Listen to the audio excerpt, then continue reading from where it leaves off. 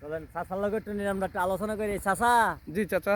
আল্লাহর রহমতে আপনি গ্রামে থেকে তো আপনি অনেক ফসল উৎপাদন করতেছেন। জি। এখন আপনার এই উৎপাদন তো আল্লাহর রহমতে সবার পছন্দ হইতেছে। আমি আপনার দেখিয়া থাকতে পারলাম না, আপনার কাছে চলে আসলাম। আচ্ছা। মাশাআল্লাহ, আপনি তো আল্লাহর রহমতে সরিষা ক্ষেত করছেন, এখানে আলু ক্ষেত করছেন, এখানে আপনার এই মাসকলি ক্ষেত করছেন। মাসকলি ক্ষেত কিন্তু সবাই চিনে না। না তো না। আপনার ফেসবুকের থেকে আমি দেখে আপনার কাছে আসছি। মাসকলি কিন্তু মাশাআল্লাহ খুবই সুন্দর হয়েছে। আপনি এই ফসলগুলো করতে গেলে তো আপনি লোকসংখ্যা তো আপনার সংকটে পড়ে গেছেন এখন। চাচা তো এই লোকসংখ্যা থেকে আমি কিন্তু অনেক দূর থেকে আইছি। আপনি ভিডিও দেখিয়া আসলে আপনি যে এতগুলো মানুষ নিয়ে এতগুলো এই কাজ করতেছেন, এত চাষিমাসি করতেছেন, এটা কিন্তু সবারই দরকার। আমি কই থেকে আসছি জানেন? আমি ডাইরেক্ট চট্টগ্রাম থেকে আসছি শুধু আপনার এই জমিনগুলো দেখার জন্য। আচ্ছা আচ্ছা, ভালো একটা কাজ ধন্যবাদ আপনাকে। হ্যাঁ, ভালো একটা কাজ করতেছেন চাচা।